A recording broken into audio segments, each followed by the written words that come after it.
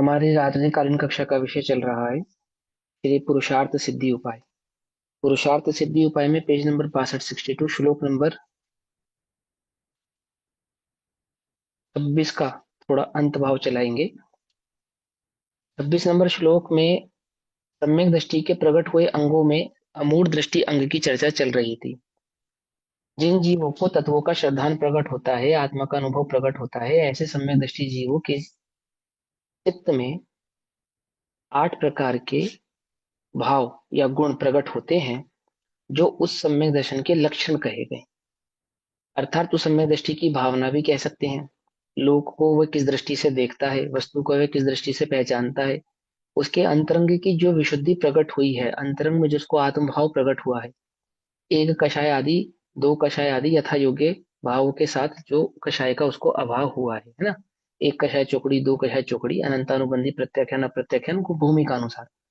परंतु जो उस सम्यक दृष्टि के जीवन में वीतराग भाव प्रकट हुआ, तत्व की समझ प्रकट हुई, देवशास्त्र गुरु का श्रद्धान प्रकट हुआ, तो उस देवशास्त्र गुरु का श्रद्धान, उस तत्वों की समझ, उस वीतराग परिणति का लक्षण क्या है, उस लक्षण को इन आठ आठ अंगों के माध्यम से बतला रहे हैं।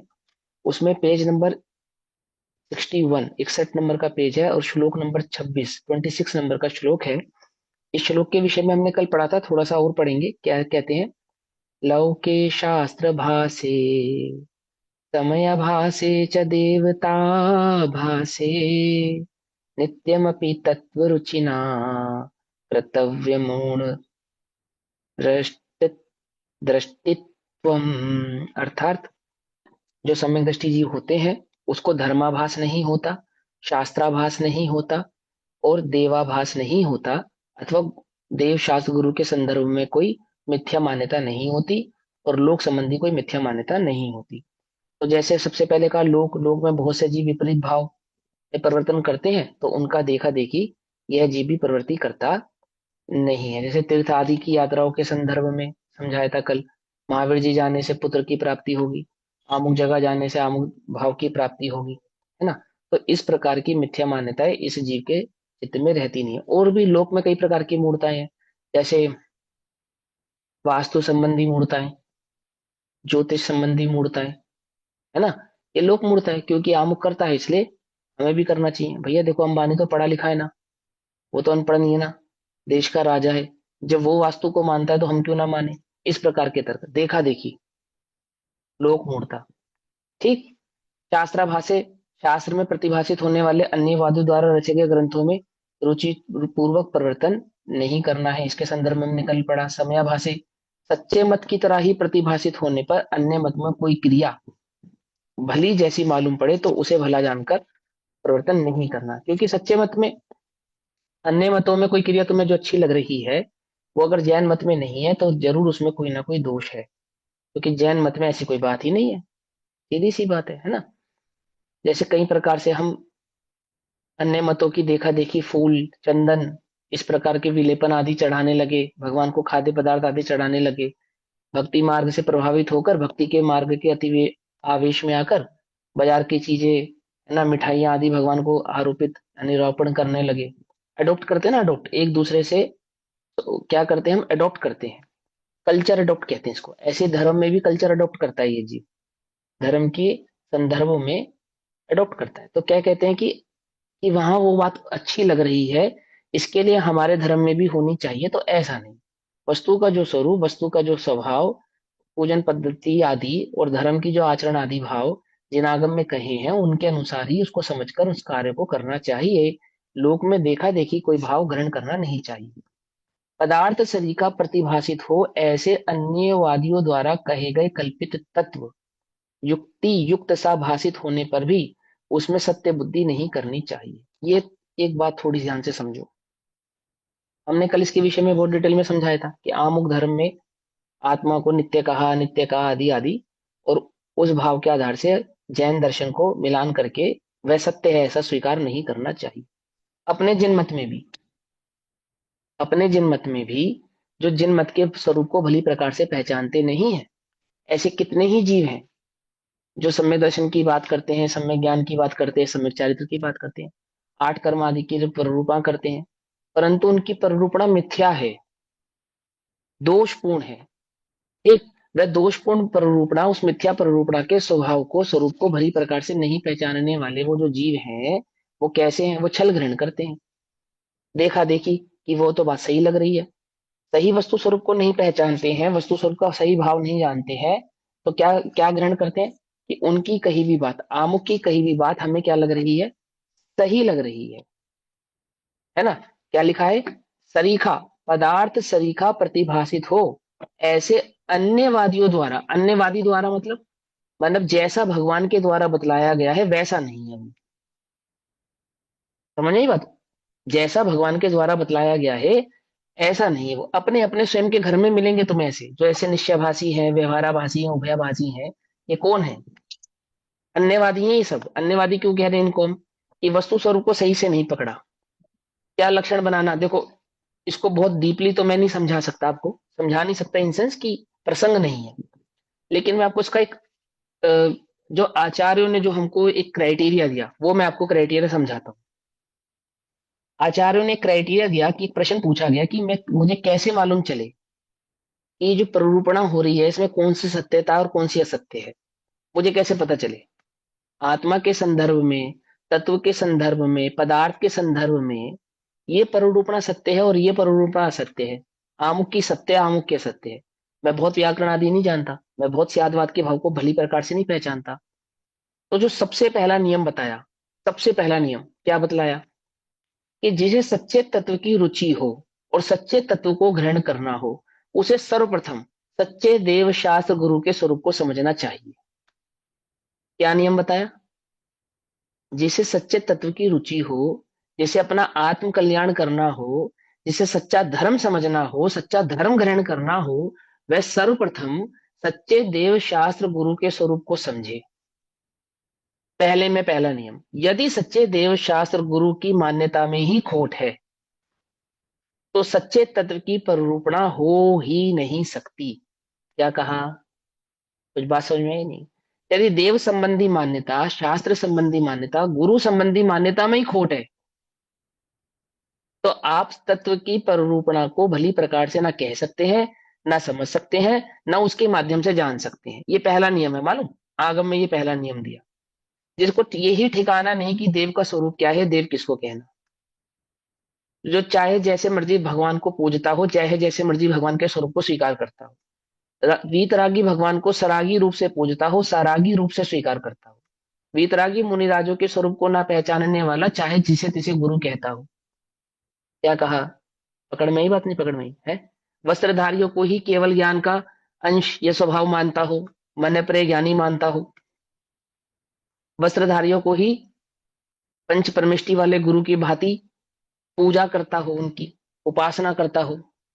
ध्यान से समझना, बहुत ध्यान से, ये बड़ा तलवार पे चलने वाला काम बता रहा हूं मैं आपको। बतला रहा हूं तो स्वयं तलवार पे चलने वाली बात बतला रहा हूं। क्या?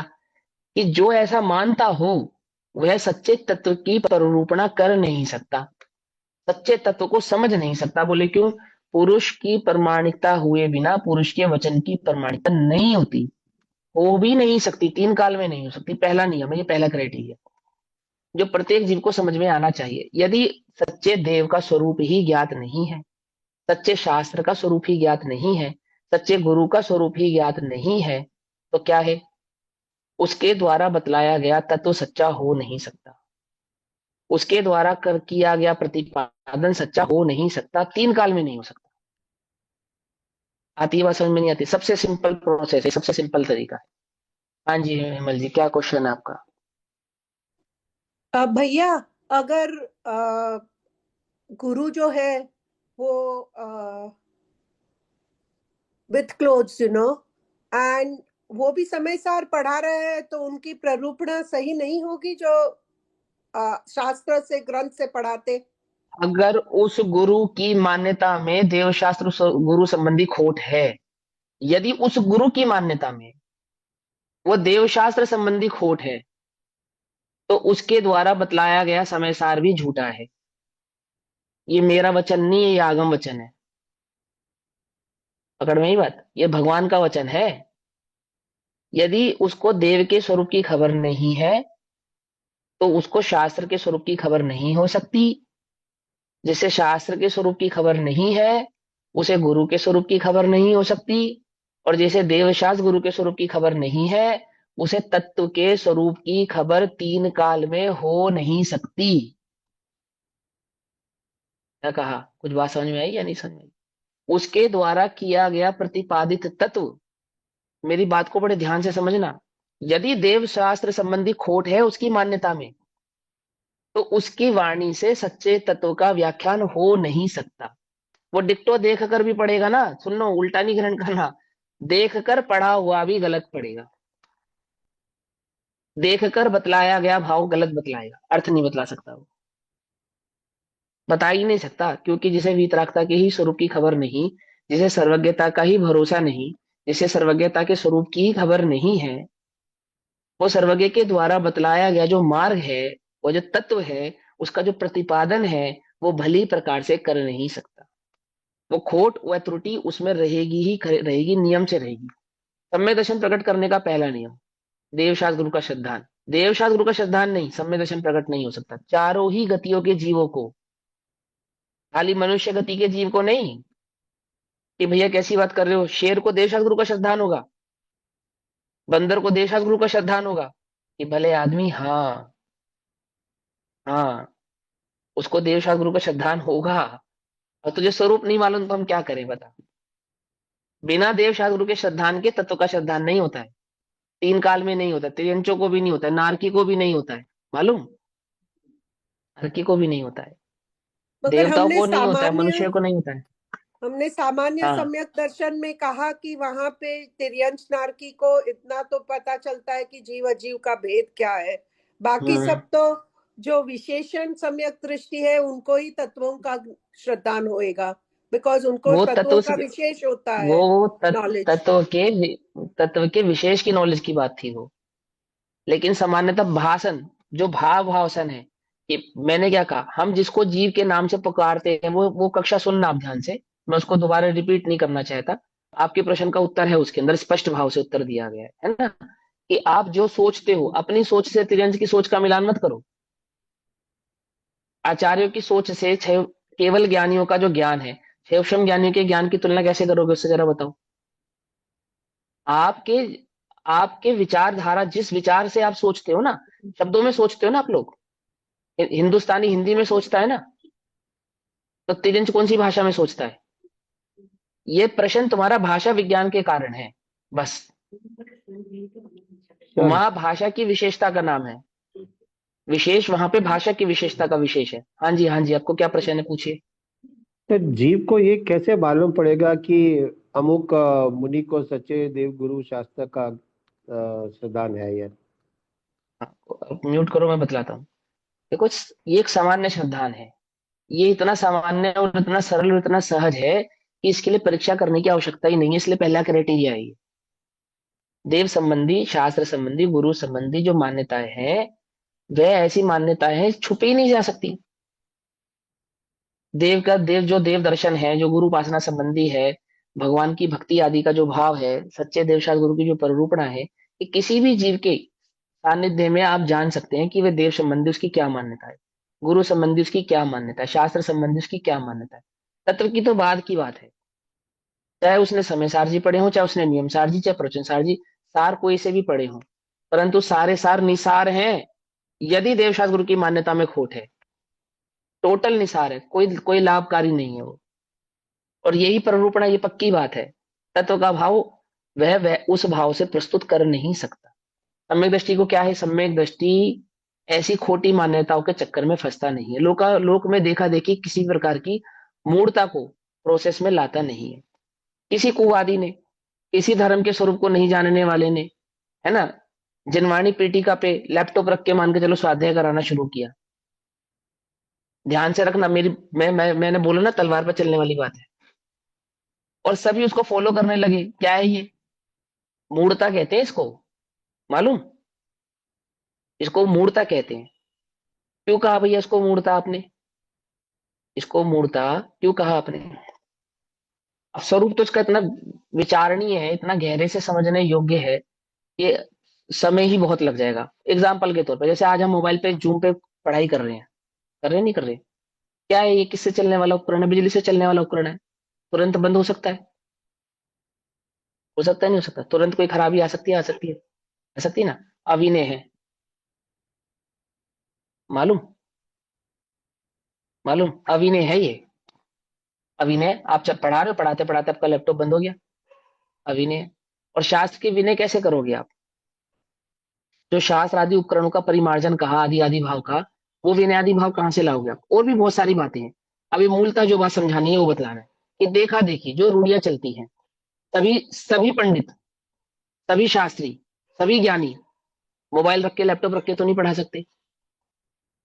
सभी के पास मोबाइल हो जरूरी तो नहीं, सभी के पास लैपटॉप हो जरूरी तो नहीं, एप्पल का टैब हो जरूरी तो नहीं। ये भी तो होड़ है। जो साधारण जनवाणी होती है वो सदैव सब जगह उपस्थित रहती है, मंदिर में विराजमान होती है। आप मंदिर में आदर पूर्वक उसको लाते हैं और आदर पूर्वक उसका क्या करते हैं, विराजमान करके उसको पढ़ाते हैं। अंतरंग में अपने द्वारा किए गए कार्य से किसी के चित्त में दीनता का परिणाम उत्पन्न होवे, ऐसा कार्य नहीं करते सम्यक दृष्टि जी। समझ में आई बात? नहीं समझ में आई? बड़े ध्यान से समझना। अब कोई इस तर्क पे कई प्रकार के तर्क उठा सकता है, मैं खुद उठाकर बताता हूँ। जैसे कोई कहे फिर तो भैया मंदिर में सोने चांदी की थाली में पूजा नहीं करनी चाहिए, फिर तो भगवान के समक्ष हमें चांदी आदि के चावल नहीं चढ़ाने चाहिए, क्योंकि आप चढ़ा सकते हो, अन्य नहीं चढ़ा सकता। ऐसा कहते हैं ना, कह सकते, ऐसा तर्क उठा सकता ना? इसका जवाब है मेरे पास। लेकिन अभी आप बात को, स्वरूप को समझो बस, सिंपल। क्या होना चाहिए, क्या नहीं होना चाहिए। लेकिन बोलो भैया, मोबाइल की पिक्चर को भगवान माने या नहीं माने? उसी के आगे अष्ट द्रव्य से पूजा करे या नहीं करे? जब देव शास्त्र गुरु को आप एक कैटेगरी में रख रहे हैं, रख रहे नहीं रख रहे कैटेगरी में? मैं मोबाइल का विरोधी नहीं हूं। जिनवाणी पीठिका पर, सभा में, सभा में जिनवाणी पीठिका पर जिनवाणी ही विराजमान करनी चाहिए। मोबाइल के आगे जावाणी के जाप से पूजे लोका लोग। रखा लैपटॉप है, लोग लैपटॉप को ढूंढते रहे। क्या कहते हैं इसको? इसी को तो मूर्ता कहते हैं। और किसको कहते हैं मूर्ता? और किसको कहते हैं? वो राजा के मंत्री ने अंगूठी में भगवान की प्रतिमा बनवा ली, इस विचार से कि मैं भगवान के अलावा अन्य किसी को नमस्कार नहीं करूंगा। पंडित टोडरमल जी ने मोक्ष और प्रकाशक जी में उदाहरण दिया, और बाद में ये कहा कि वो मूर्ता है। भक्ति में भले ही उसने इस कार्य को किया हो, परंतु ज्ञानियों को वह अनुसरण करने योग्य नहीं है, ऐसा स्पष्ट समझाया। ऐसा करने पर भी उसने किया, उसकी भक्ति है भले ही, तो भी अन्य जीवों को यह अनुसरण करने योग्य नहीं कि अंगूठी में भगवान की प्रतिमा बनावे और उसको नमस्कार करे। कहा या नहीं कहा? बोलो। है ना? ऐसे बहुत सारी मूर्ताएं हैं, हम देखा देखी उन मूर्ताओं का अनुपालन करते हैं और चलते जाते हैं। ये सारी मूर्ताएं हैं, ऐसी देव शास्त्र संबंधी, गुरु संबंधी, शास्त्र संबंधी और धर्म संबंधी मूर्ताएं होती हैं। सच्चे तत्व को, स्वरूप को ना जानने वाला चाहे जिस मर्जी के मुंह से आत्मा सुन के प्रभावित हो जाता है, चाहे जिस मर्जी की कोई क्रिया देखकर उससे प्रभावित हो जाता है, चाहे जिस मर्जी का कोई चमत्कार देख के उससे प्रभावित हो जाता है, चाहे जिस मर्जी का जो ये आचरण सुन के, उसकी प्ररूपणा सुनकर उससे प्रभावित हो जाता है। अरे भैया, क्या गजब अध्यात्म बतलाते हैं, गजब! उनके जैसा कोई सानी नहीं, और देवशास्त्र गुरु का ठिकाना नहीं। ऐसे कितने ही मत जो जैनियों का नाम लेकर, गुरुदेव का नाम लेकर, श्रीमद रायचंद जी का नाम लेकर गद्दियों पे बैठे हैं, गुरु बनकर, महंत बन के प्रवचन कर रहे हैं, समय सार जी पढ़ा रहे हैं, और स्वयं के रात्रि भोजन का ठिकाना नहीं। स्वयं के रात्रि भोजन करने योग्य है, नहीं करने योग्य है, आलू बटा प्याज खाने योग्य है, नहीं खाने योग्य, इसका विवेक ही नहीं। क्यों? शरीर खाता है, आत्मा तो खाता नहीं। आत्मा तो खाता नहीं। मैं आत्मा हूं, मैं आत्मा हूं, मैं आत्मा हूं। और इतना भी विवेक नहीं कि रात्रि भोजन करने योग्य है या नहीं करने योग्य है, भगवान की क्या आज्ञा है, जिनवाणी पढ़ने का क्या नियम है, शास्त्र का अभ्यास, शास्त्र अभ्यास और उसकी उपासना, उसका उपदेश देने का क्या नियम है, ये मालूम ही नहीं। सिर्फ आत्मा कहते हैं। आत्मा कहने से, आत्मा की प्ररूपणा करने से, अध्यात्म का अतिरेक करने से कोई जीव गुरु नहीं होता, ये समझा रहे हैं यहाँ पे आपको। कि तत्व जैसी सरीखी वैसी ही प्ररूपणा भी करता हो। देव की भी खबर नहीं, गुरु की भी खबर नहीं, भगवान जैसा, जैसे जिस मर्जी को पूजे। बोलो, पंच परमेष्टि जैसे गुरुदेव पूजने चाहिए, नहीं पूजने चाहिए? अब मैंने कहा तलवार पर चलने जैसी बात है। पंच परमेष्टि जैसे गुरुदेव की पूजा होनी चाहिए, नहीं होनी चाहिए? नहीं होनी चाहिए, बिल्कुल नहीं होनी चाहिए, बिल्कुल नहीं होनी चाहिए। उसमें क्या आपत्ति है? फिर गुरुदेव पूजनीय तो फिर ऐसी पूजा, देखो गुरुदेव आदरणीय है, पूजनीय है, ऐसा भी है, लेकिन पंच परमेष्टि के समान पूजनीय नहीं है। हम गुरुदेव का अभिषेक करने लगे, हम गुरुदेव के अष्ट द्रव्य से पूजा करने लगे, हम श्रीमद रायचंद जी की अष्ट द्रव्य से पूजा करने लगे, उनका अभिषेक करने लगे, उनको भगवान जैसा मानने लगे। अथवा उनको केवल ज्ञान स्वीकार करने लगे, केवल ज्ञान का अंश स्वीकार करने लगे, तो बोलो आप क्या कर रहे हो?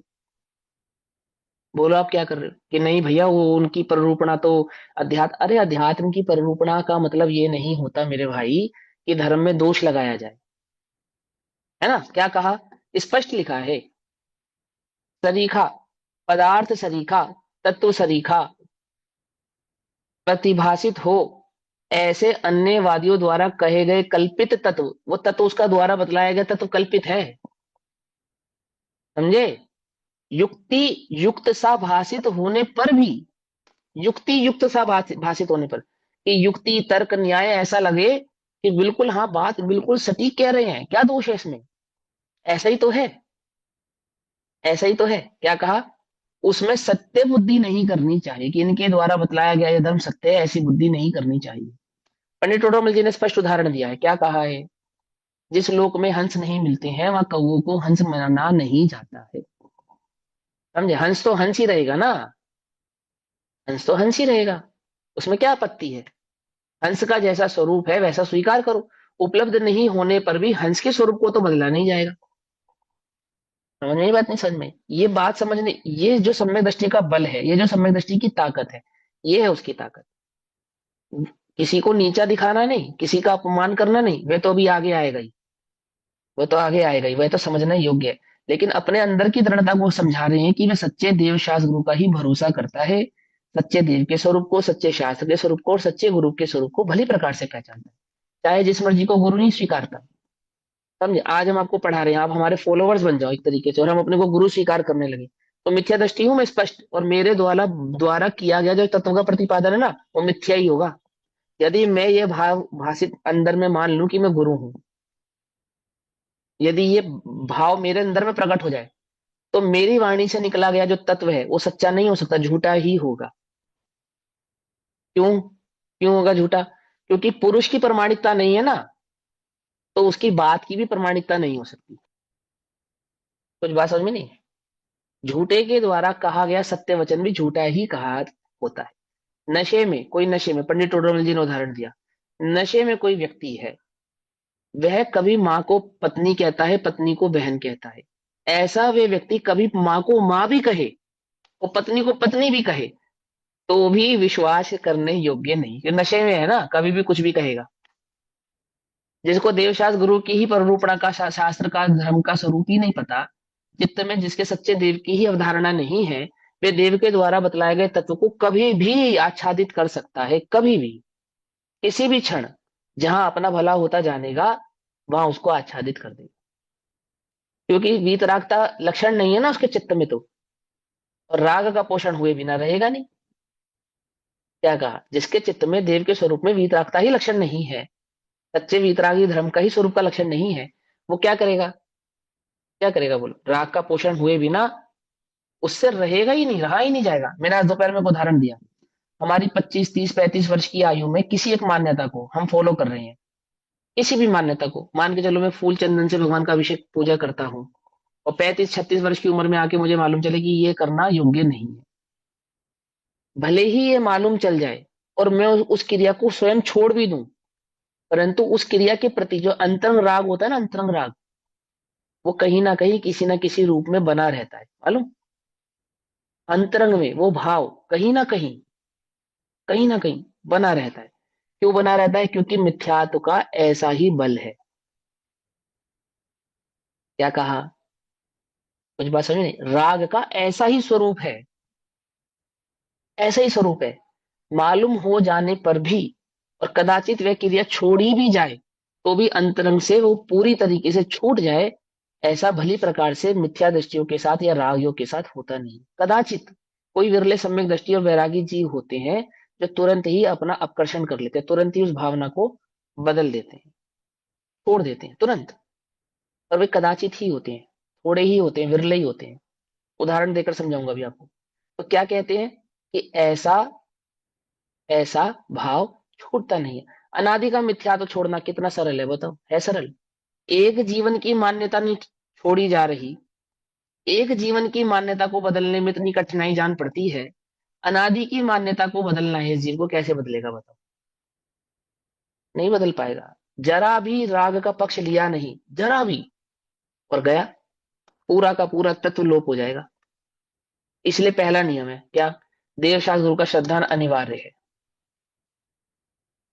अनिवार्य है। ये नियम हुए बिना वस्तु स्वरूप समझ में आता नहीं है। समझ नहीं बात? कहने वाला कौन है?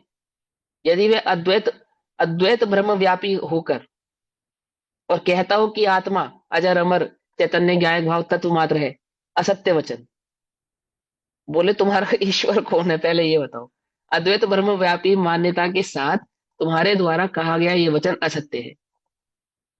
और वस्तु स्वरूप को जानने वाले वीतरागियों की मान्यता के साथ यदि कोई कहता है कि आत्मा एक है, अजर अमर है, अनंत गुणात्मक, असंख्यात प्रदेशी, चैतन्य ज्ञायक भाव मात्र है, तो सत्य है।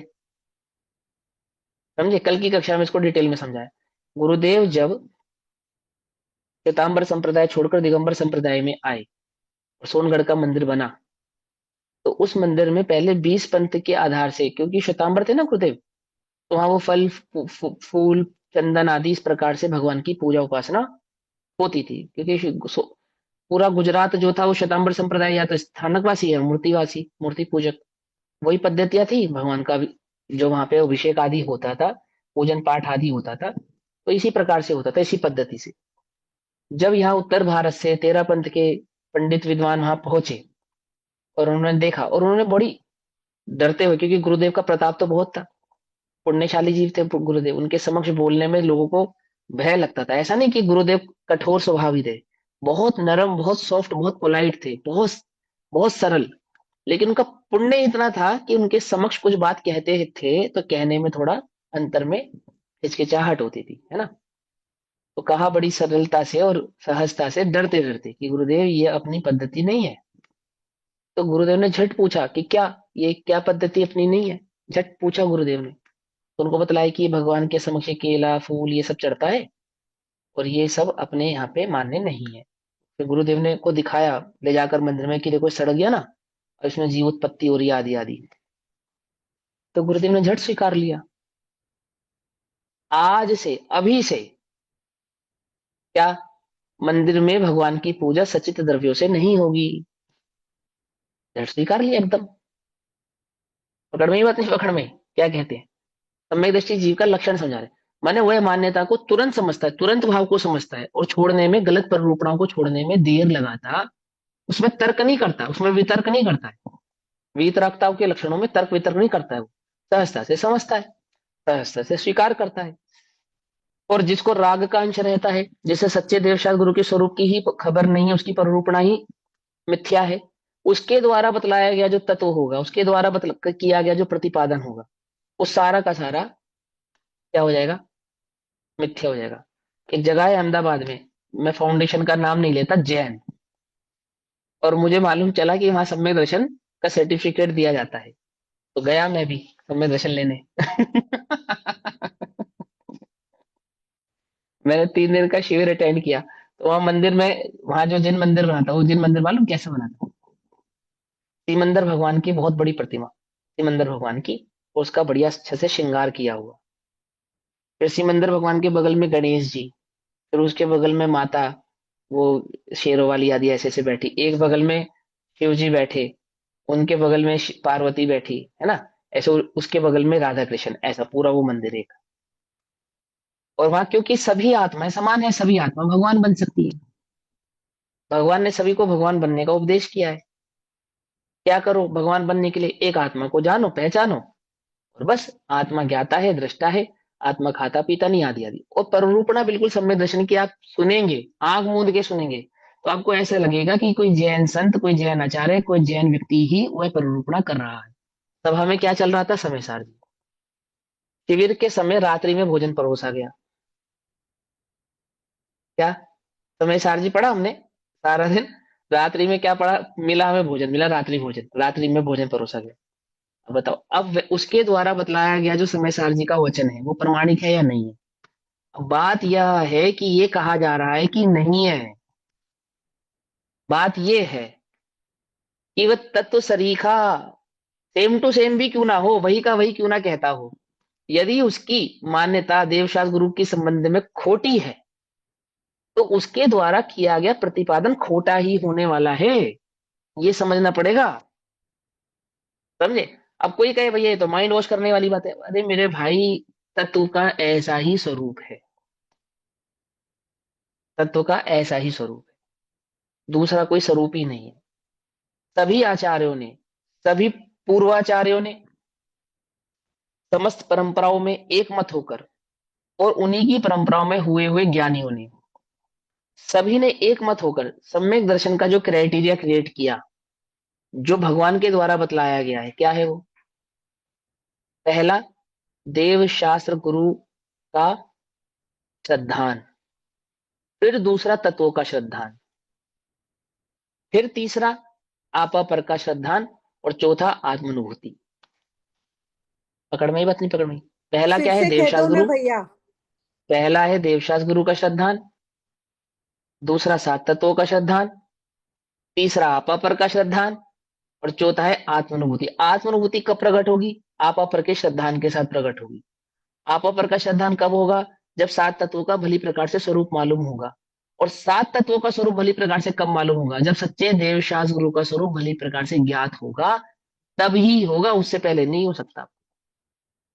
और आप देखो, समय सारजी में, प्रवचन सारजी में, नियम सारजी में, अष्टपाहुर जी में, पुरुषार्थ सिद्धि उपाय में सर्वप्रथम किसको नमस्कार किया गया?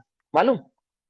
वीतरागता को नमस्कार किया गया, केवल ज्ञान को नमस्कार किया गया, सर्वज्ञता को नमस्कार किया गया। तीन चीजों को नमस्कार किया गया, नहीं किया? पहले, चाहे समय सारजी में किया गया हो, चाहे नियम सारजी में किया गया हो, चाहे प्रवचन सारजी में किया गया हो, सर्वप्रथम जो नमस्कार किया गया, किनको किया गया?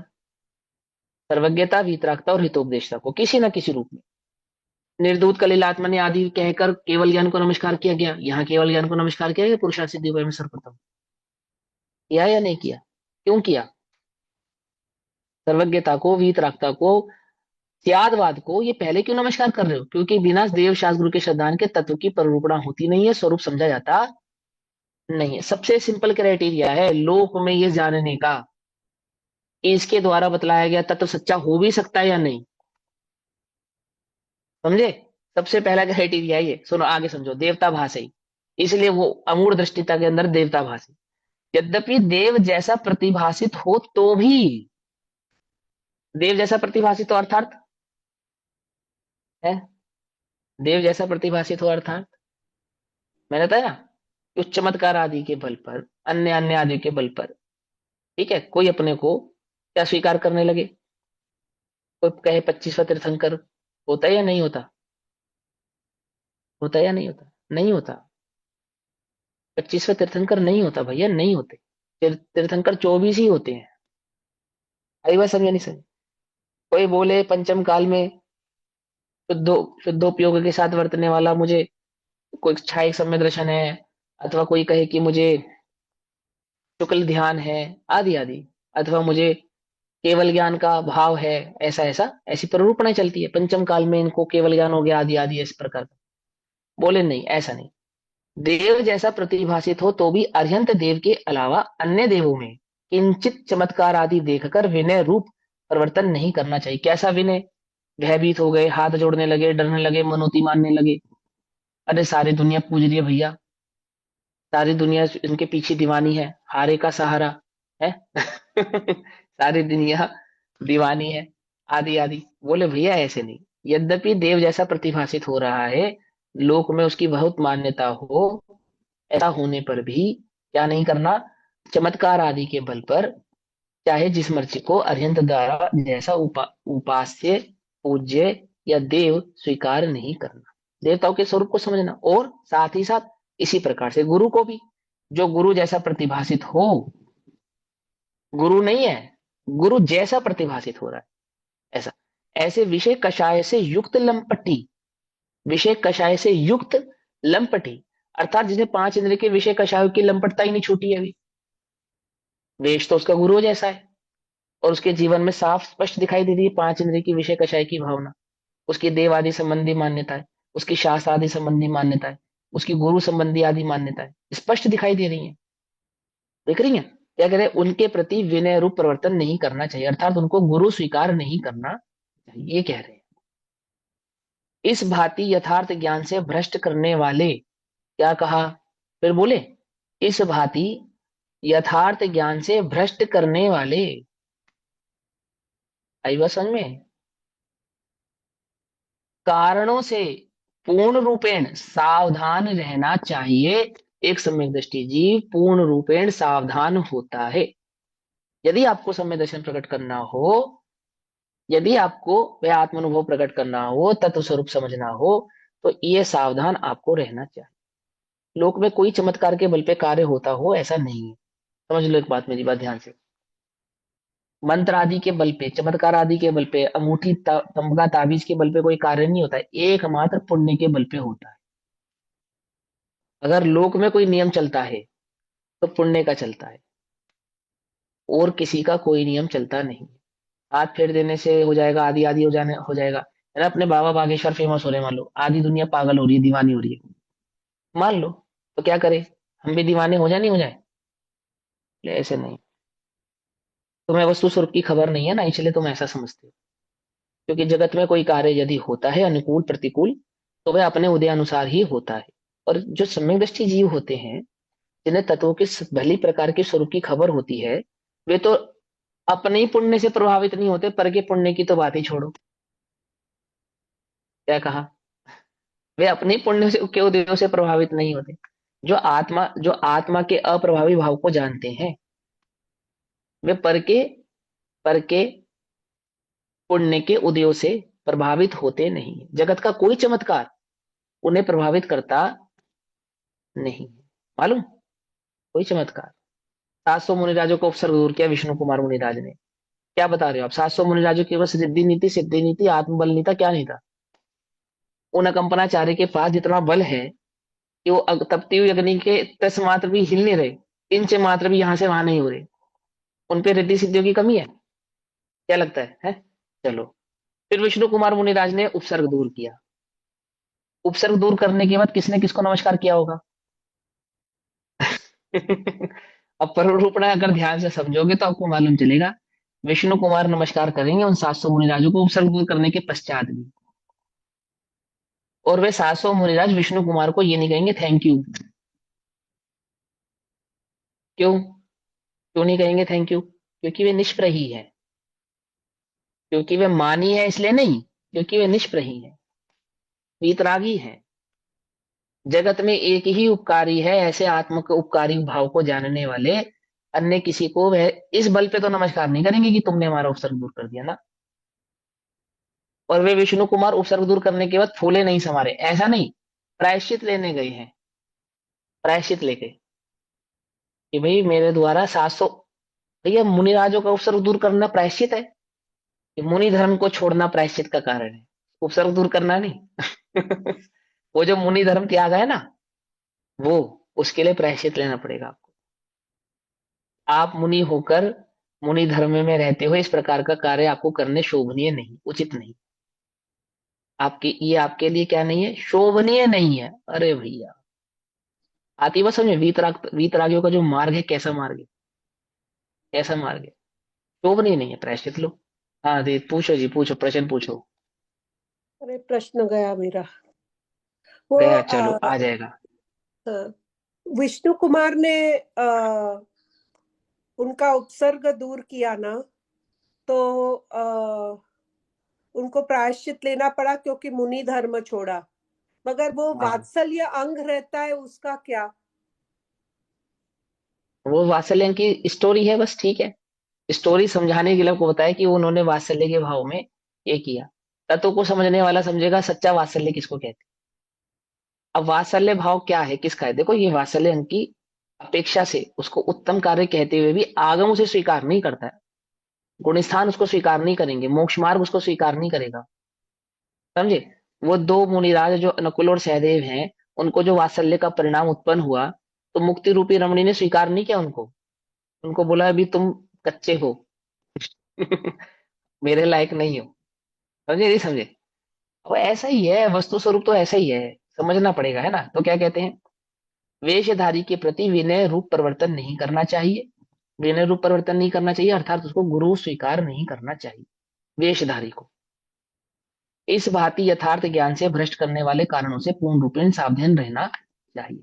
फिर आता है उसी सम्यक भैया दृष्टि के जीवन में। भैया एक हाँ सेकेंड, वहाँ वो यथार्थ ज्ञान से भ्रष्ट, कि यथार्थ ज्ञान तो सच्चा ज्ञान है, यहाँ तो उससे भ्रष्ट हाँ, क्यों ऐसे तो बोल रहे हैं उसकी यथार्थ मानोगे। ज्ञान? अगर अगर आप ऐसे व्यक्तियों के शरण में रहोगे जिनको स्वयं सच्चे स्वरूप की खबर नहीं है देवशास्त्र गुरु संबंधी, और लोक में देखा देखी मिथ्या खोटे मान्यताओं के संसर्ग में रहोगे, तो यथार्थ ज्ञान कभी प्राप्ति नहीं कर पाओगे। तुम्हारी मान्यता क्या रहेगी?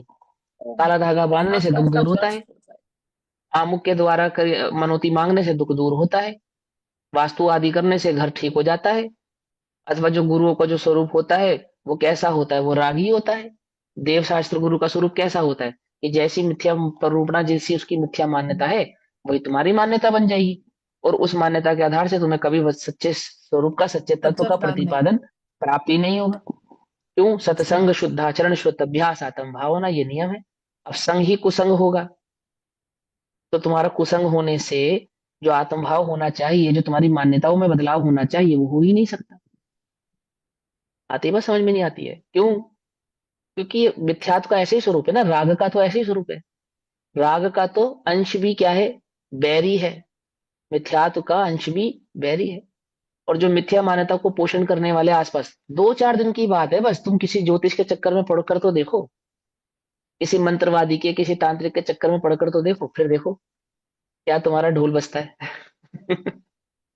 है? फिर भैया तुम्हें सपने भी दिखाई देंगे, सपनों से होने वाला कार्य भी दिखाई देगा, है ना, आमुख भी होगा, आमुख भी होगा। वो निमित्त बुद्धि इतनी तीव्र हो जाती है कि उपादान की योग्यता जो तत्व का स्वरूप है वो पूरा का पूरा ओझल हो जाता है, हो जाता है। राग का ऐसा ही स्वरूप है, ऐसा। हाँ बोलो, क्या कह रहे भैया आपने आगे भी बोला ना कि आप आपका आपने कुछ भी त्याग दिया, मगर राग तो अंदर बैठा ही है। तो हो? तो फिर वो कैसे सेट होगा? हमको तो जिन अभी मैं ऐसे सोचो ना कि मैं पहले जमीन कंद खाती थी। अब जब से ये पढ़ाई शुरू की है समझ गए कि ये वो गलत था, हम्म, और अभी जमीन हम्म, कंद नहीं खाते। तो आप कह बहुत रहे अच्छी हो बात कि है। उसका राग अंदर बैठा ही है मेरे अंदर अभी भी, ऐसे हाँ समझने का। देखो, सुनो, सिंपल सी एक बात समझो। अब अभी मुझे मालूम चला अपनी कक्षा में वो भी है ना एक, आपके जो एडमिन है, क्या नाम है उनका? नाम पढ़ के पता लगेगा, मैं तो भूल ही गया। आपके है ना हेड? अरे क्या नाम है पूनम दीदी, आप बताना। पूर्वी दीदी, हाँ पूर्वी दीदी, पूर्वी हाँ जी। पूर्वी पूर्वी दीदी है। जी। हाँ पूर्वी दीदी है ना।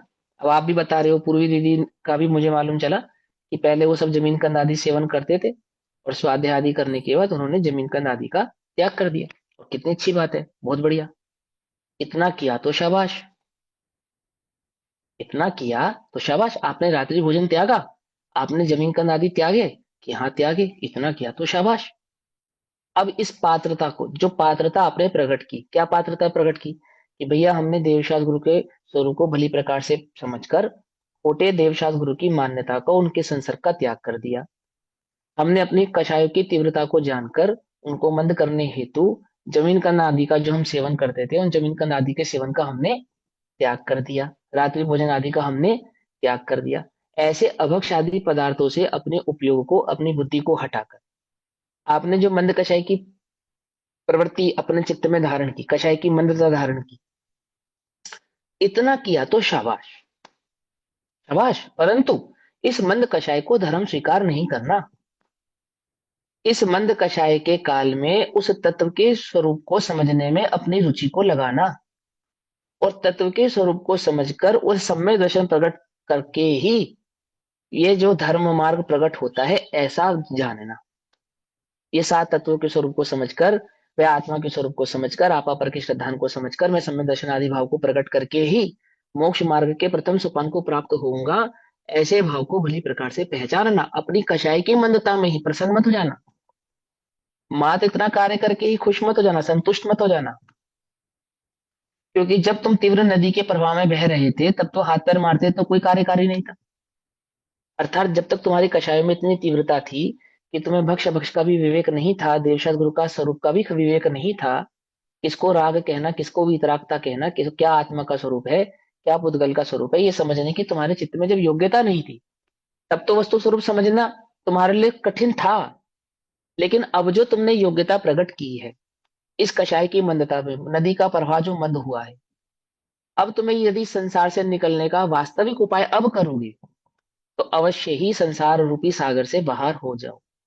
क्या करूं प्रभु मैं, कि वो जो तीव्र कषाय में तू हाथ पैर मार रहा था वो तो कार्यकारी नहीं थे, लेकिन यहाँ यहाँ इस पात्रता को क्रिएट करने के बाद तू इस सच्चे तत्व को समझने में अपने उपयोग को लगाता है, भली प्रकार से लगाता है, तो तुझे अवश्य ही सम्यक दर्शन को प्रकट करने की, सम्यक दर्शन को प्रकट तेरे को हो सकता है, प्रकट करने की योग्यता हो सकती है, आदि आदि भाव तुझे प्रकट हो सकते हैं, और वह धर्म भाव तेरे जीवन में अवश्य ही प्रकट होगा।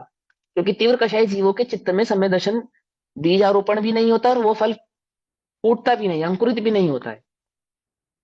समझ में ये बात नहीं समझ में, इसलिए मंद कषाय किया, इतना किया तो शाबाश, आई बस समझ में। अब वो राग है या नहीं है कैसे पहचानू, आत्मा के स्वरूप को पहचानू, आत्मा के स्वरूप को पहचानो, आत्मा में रुचि जागृत करो, सम्यक दर्शन को प्रकट करने का उपाय करो, बस। बिना सम्यक दर्शन के जो चित्त है वह रागी ही है, बिना सम्यक दर्शन के जो आत्मा है वह मलिन ही है, उसकी परिणति मलिन ही है, ऐसा उल्टा नहीं पकड़ना, है ना। तत्व की अपेक्षा से मैं सदैव शुद्ध हूँ, सिद्ध हूँ, आत्मस्वरूप ही हूँ, तो भी परिणति को मैली क्या कहा, वह राग का अंश, वो जो राग भाव है कि अरे मुझे तो कोई राग भाषित नहीं हो रहा। यदि सम्यक दर्शन प्रकट नहीं हुआ है, यदि वो आत्मानुभव प्रकट नहीं हुआ है, यदि वह स्वपर का भेद विज्ञान प्रकट नहीं हुआ है, तो वह चित्त रागी ही है, ऐसा जानना। पकड़ में ही बात। आगे चलो, अब उपगुहन अंक के संदर्भ में श्लोक number 27, page number 62, 62 page number 27 number का श्लोक कहते हैं, धर्मो विवर्धनीय सदात्मनो मार्दवादि भावनया परदोष निगुहनमपि विधेयमुपबृह्ण गुणार्थम। देखो, उपगुहन अंग की यहाँ पे चर्चा होगी।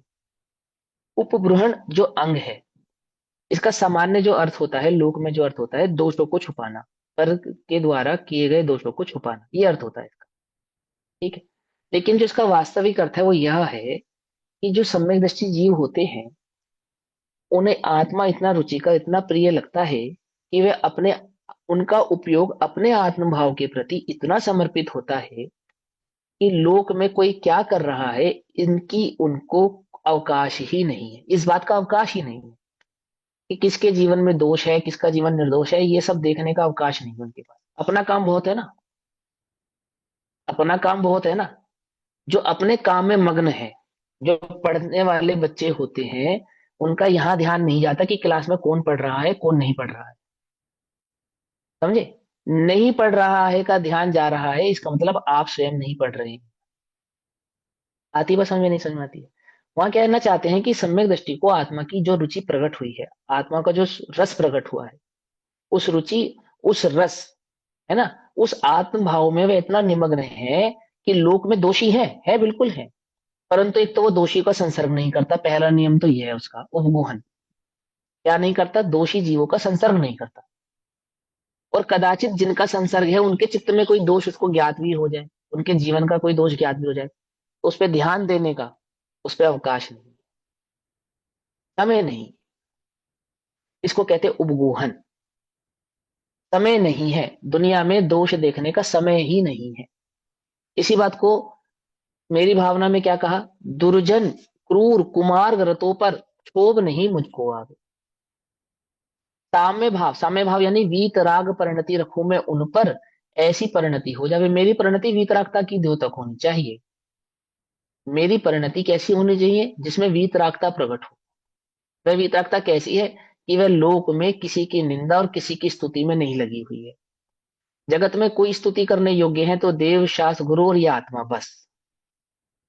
पकड़ में बात, देव, शास्त्र, गुरु और ये आत्मा, बाकी जगत में कोई भी देखने योग्य नहीं है। दृष्टि खुले, जगत की ओर देखूं तो ना इंद्रियां नजर आवे, ना विषय, ना कषाय, ना उनकी प्रवृत्ति करते हुए जीव, कौन नजर आवे, एकमात्र देवशास्त्र गुरु। और दृष्टि भीतर में हो तो एक आत्म तत्व, बस। चौथा कोई जगत में मुझे देखने का भाव ही नहीं है, परिणाम ही नहीं। ऐसा उस सम्यक दृष्टि का अंतरंग परिणाम है। और कदाचित जगत में कोई दोषी उसे दिखाई दे भी जावे, दोषपूर्ण व्यक्ति दिखाई भी दे जावे, तो वह डंका पीट कर ये नहीं कहता है कि आमुक व्यक्ति दोषी है। देखो, दोष की निंदा तो करता है, लेकिन आमुक व्यक्ति दोषी है ऐसा आरोपण सम्यक दृष्टि जीव करते नहीं। व्यक्ति का स्पेशल नाम ले लेकर, ये अमुक व्यक्ति, ये अमुक व्यक्ति, ये अमुक व्यक्ति, इसमें इस प्रकार का दोष है, इसमें इस प्रकार का दोष है, इसका इसमें इस प्रकार का दोष है, इसको मत पूजो, इसको मत मानो, इसके पास मत जाओ, ये सब सम्यक दृष्टियों के कार्य नहीं। सम्यक दृष्टि जीव ऐसे काम नहीं करते। कि वो सच्चा गुरु नहीं है, सच्चे गुरु के स्वरूप का वर्णन तो करेंगे, पर अमुक व्यक्ति सच्चा गुरु नहीं है ऐसा नहीं कहेंगे, ऐसा नहीं कहेंगे। देख दूसरों की बढ़ती को कभी ना ईर्ष्या भाव धरूं। कैसी बढ़ती को देखकर? कैसी बढ़ती को देखकर? यदि तुम व्यापारी हो तो किसी के व्यापार को बढ़ता हुआ देखकर, यदि तुम पारिवारिक हो किसी के परिवार को बढ़ता हुआ देखकर, किसी की सुंदरता को बढ़ता हुआ देखकर, किसी के बल को बढ़ता हुआ देखकर, किसी के ज्ञान को बढ़ता हुआ देखकर, किसी के अनुयायियों को बढ़ता हुआ देखकर, किसी के फॉलोवर्स बढ़ते हुए देखकर, क्या नहीं करना चाहिए? क्या नहीं करना चाहिए? ईर्ष्या भाव धारण नहीं करना चाहिए। गलत में कोई मिथ्या प्ररूपणा करता हो और उसके फॉलोवर्स बहुत ज्यादा हो, तो ज्ञानियों को अंतरंग में ईर्ष्या नहीं होती, ईर्ष्या नहीं होती, मालूम? ईर्ष्या नहीं होती। क्या ईर्ष्या नहीं होती? कि बताओ, वो गलत बता रहा है फिर भी उसके इतने फैन फॉलोइंग है, और ये समाज कहाँ जा रहा है भैया, सच में गर्त में जा रहा है। ऐसे दुखी नहीं होते, ऐसे आर्त रोद्र ध्यान नहीं करते ज्ञानी, क्योंकि उन्हें वस्तु स्वरूप की खबर है और सबसे पहला उनको भरोसा है सर्वज्ञता का। क्या भरोसा है सर्वज्ञता का? कि भगवान के ज्ञान में जिस जीव की जो परिणति जिस काल में जिस क्षेत्र में जिसके निमित्त से जैसी होनी है, उस जीव की उस क्षेत्र में उस काल में वैसी ही परिणति उसके निमित्त से होनी ही होनी है। वह अपने उपयोग को अन्य जीवों की परिणतियों को देख देख कर भ्रष्ट नहीं करता, ऐसा उसके जीवन में उपगुहन रंग प्रकट हुआ है। आई बात समझ में किसको कहना उपगुहन? अपने दोषों की तो निंदा भी करता है, ग्राह्य भी करता है, छुपाता नहीं है, श्री गुरु के समक्ष कहता है, उनका प्रायश्चित भी लेता है, और पर के दोषों की ओर देखता भी नहीं। अवकाश नहीं है, समय नहीं है। समझे नहीं समझे? ऐसी उसके अंतरंग में वीतराग भाव परिणति प्रकट हुई है कि लोक में जीवों को दोषी देखे, कोई उसकी निंदा करता हो तो भी और कोई गलत प्रवृत्ति में पड़ता हो तो भी। कदाचित कदाचित राग के वश होकर किसी को उपदेश आदि देने का परिणाम भी उत्पन्न होते हैं। गृहस्थ आदियों को भी होते हैं, मुनियों को भी होते हैं। तो भी आमुक निंदनीय है, वह व्यक्ति निंदनीय है ऐसा नहीं, पाप निंदनीय है, कषाय निंदनीय है ये तो कहते हैं, परंतु आमुक व्यक्ति पापी है, अमुक जीव कषायवान है ऐसा वह कहते नहीं। इंडिकेट करके नहीं कहते, स्पेशल इंडिकेशन नहीं करते, है ना। मान्यताओं का इंडिकेशन तो कर सकते हैं, करते भी हैं, पर प्रवृत्तियों का इंडिकेशन तो कर सकते हैं, जैसे सप्त व्यसन करने योग्य नहीं है ना ऐसा। पर आमुक व्यक्ति सप्त व्यसनी है अथवा आमुक के जीवन में इस प्रकार का व्यसन है, ऐसा वे सम्यक दृष्टि जीव कहते नहीं। आई बात समझ में नहीं समझ में? किसी कारण से किसी कोई बात हो जाए, मान के चलो, है ना, और गुरु शिष्य को किसी वजह से प्रायश्चित दे देवे, डांट देवे, समझाने के लिए कुछ कह देवे, तो अंतरंग में वो शिष्य जो सम्यक दृष्टि शिष्य हैं वो ऐसा भाव पालते नहीं है कि गुरु की नजर में मैं तो दोषी हो गया और ये सारे साहूकार हो गए। अब वो सबके दोष ढूंढ रहा है कि किसी प्रकार से गुरु जी के समक्ष इनके दोष उजागर कर दूं। क्या कहा? इनको भी बतला दो, देखो इसमें भी दोष है, देखो इसमें भी दोष है, देखो इसमें भी दोष है। ऐसा परिणाम सम्यक दृष्टियों के जीवन में नहीं होता। आई बात समझ में नहीं समझ में? समझ में आई? और कदाचित किसी का दोष भी मालूम चल जाए, कदाचित मालूम चल जाए, ध्यान नहीं देते, वो उनका काम नहीं है। उसका व्याख्यान करना, उसकी प्ररूपणा करना, उसका ढोल बजाना, उसको जाके अन्य अन्य जीवों को बताना, ये उनका काम नहीं है। ये सम्यक दृष्टि जीवों का काम नहीं है। देखो क्या लिखा अन्वयार्थ में, अन्वयार्थ पढ़ लेते, अभी समय हुआ। उपब्रहण नामक गुण के लिए क्या क्या चाहिए? मार्दव, मार्दव यानी कि माया का नहीं होना, परिणति में चित्त में माया का परिणाम नहीं होना। क्षमा, क्षमा, संतोष आदि भावनाओं से, संतोष यानी कि संतुष्ट परिणाम, वीतराग परिणाम, संतोष का मतलब भी वीतरागता होता है। संतुष्टि का जो वास्तविक अर्थ होता है वो वीतराग परिणति होता है, वीतराग परिणाम होता है। समझे? अपने को परिपूर्ण देखा, और परिपूर्ण देखने के बाद बस अब कोई किसी प्रकार की इच्छा नहीं रही। समझे ना? कोई भाव बाकी नहीं बचा। संतोष हो गया, यानी कि वह अपने स्वभाव में स्थित हो गया, अपनी परिपूर्णता में स्थित हो गया, अपने परिपूर्ण स्वभाव में कैसा हो गया, निमग्न हो गया। ऐसा जो संतोषी जीव है उसके क्या क्या लक्षण है? एक तो मायाचारी नहीं करेगा, और दूसरा क्षमा का गुण से संपन्न होगा। ऐसा भावनाओं से निरंतर अपने आत्मा के धर्म की अर्थात शुद्ध स्वभाव की वृद्धि करनी चाहिए। निरंतर अपने आत्मा की वृद्धि करनी चाहिए, संतोषी होकर, क्षमा भाव वाला होकर, और मायाचारी का त्यागी होकर। ऐसे शब्दों का चयन करके कि डायरेक्ट तो नहीं, इनडायरेक्ट वे में किसी की गलती बता देवे, ऐसा नहीं। अंतरंग में तो दोषी देख रहा है, बस बोल नहीं रहा है, अंतरंग में भावना धारण कर रखी है, वो तो दोषी है, वो तो दोषी। ऐसा माया का परिणाम नहीं। कदाचित किसी का दोष उजागर भी हो गया तो क्षमा, ठीक। और कैसा है? संतोष व्रत जिसको धारण हुआ है। संतोष यानी कि जो अपने आत्म भाव में संतुष्ट है, अपने चतुष्टयों में जो संतुष्ट है। समझ नहीं बात? अपने अपने भाव में जो संतुष्ट है। दूसरे के दोषों को गुप्त भी रखना, क्या करना? और दूसरे के दोषों को गुप्त भी रखना चाहिए, यह भी कर्तव्य है। दूसरे के दोषों को गुप्त रखना चाहिए, यह भी कर्तव्य है। समझ में ही बात? नहीं समझ में आई? ऊपर तो कहा था संसर्ग नहीं करना, दोषी का संसर्ग नहीं करते, पहली बात तो ये। दोषी का क्या नहीं करते? संसर्ग नहीं करते। और दोष जान लिया तो संसर्ग त्याग देते हैं, और उसका ढिंडोरा नहीं पीटते कि अमुक दोषी था इसलिए हमने उसका संसर्ग त्याग दिया। आ गई बात समझ में या नहीं समझ में आई?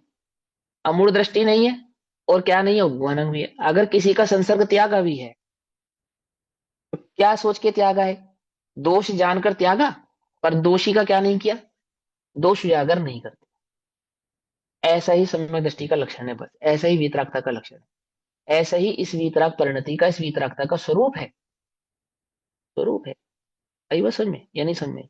वादिराज मुनिराज पर उपसर्ग हुआ, अथवा राजा श्रेणिक द्वारा और चेलना द्वारा उपसर्ग का वहन और उपसर्ग किया गया है ना। राजा श्रेणिक ने उपसर्ग किया और चेलना ने उपसर्ग दूर किया। तो वो यशोधर मुनिराज अगले गांव में गए, अगले शहर में गए, वहां ये नहीं बताएंगे यशोधर ने मुझ पर उपसर्ग किया था और चेलना ने मेरा उपसर्ग दूर किया, ऐसा नहीं, ऐसा नहीं। पकड़ में ही बात? नहीं पकड़ में? आमुक ने मुझसे ऐसा कहा था और मैंने उसको आमुक कैसे बोला, ऐसा नहीं। मैंने ये तो बहुत सारे लक्षण है उसके, मैं छोटे से शुरू करके बता रहा हूं। उपसर्गकर्ता के लिए ये उपसर्ग करता है ऐसा नहीं कहते, उपसर्ग से बचाने वाले की भी प्रशंसा नहीं करते। कैसे रहते? सामान्य रहते हैं, वीतराग परिणति के परिचायक रहते हैं। और जो ग्रस्त आदि हुए होते हैं, ऐसे सम्यक दृष्टि जीव भी वीतरागता का पोषण करने वाले होने से, वीतराग परिणति का पोषण करने वाले होने से, जगत में जीवों के दोषों को देखकर क्या नहीं करते? उनके दोषों का उघाड़ नहीं करते, उनको उनका जगत में प्रचार नहीं करते। दोष की तो निंदा करते हैं, आमुक दोषी है ऐसा नहीं कहते, ऐसा। हाँ हेमल जी, क्या क्वेश्चन था आपका, बताइए। अगर हम कहेंगे नहीं ना समाज को कि ये गलत कर रहे हैं, तो फिर समाज गलत रास्ते पे चलेगा, तो उसका विचार नहीं है इनको। मेरे को आपका प्रश्न नहीं समझ में आया, सही बताऊं तो। क्या प्रश्न है आपका? फिर से पूछो आप। अगर सम्यक दृष्टि दूसरे के दोषों की उसको गुप्त रखते हैं, तो हम्म। उसमें तो बहुत बड़ी प्रॉब्लम भी हो सकती है ना, क्योंकि फिर वो जो दोष कर रहे हैं वो करते रहेंगे, और अब ये समाज एक इससे सम्यक पीछे दृष्टि भी का जो, जा सकता है गलत रास्ते पर। सम्यक दृष्टि का जो चित्त है और सम्यक दृष्टि का जो विचार है वो अलौकिक है। सम्यक दृष्टि ये बात जानता है कि दोष को उजागर करने से, यदि उसका पुण्य का उदय तीव्र हुआ तो मेरे उजागर करने से भी उजागर नहीं होगा, क्योंकि कर्ता नहीं मानता वो। और उसके पुण्य का उदय नहीं हुआ, मंद हुआ, तो नहीं उजागर करने पर भी उजागर हो जाएगा। ऐसा ही स्वरूप है वस्तु का, ये पता है तुम्हें? मैं ही जाकर उजागर करूंगा तो वो उजागर होगा, ऐसा नहीं है। जिसके पाप के उदय का उदय आना होता है, उसको जगत में कोई बचाने वाला नहीं होता है, ये बतला दूं, समझे। ऐसा ही स्वरूप है। रानी ने, प्रजा ने, सबने तो पूरा शेर सुदर्शन को साबित ही कर दिया था ना दोषी, फिर भी निर्दोष साबित हो गए। अरे उदय के खेल को भली प्रकार से जानने वाले वे सम्यक दृष्टि जी इस चक्कर में पड़ते ही नहीं है। आई बात समझ। दूसरी बात, दोष की निंदा तो करते हैं, उसकी तो कोई बात ही नहीं है, आमुक दोष नहीं होना चाहिए, आमुक दोष नहीं होना चाहिए तो कहीं आमुक दोष ही है, ऐसा नहीं कहते।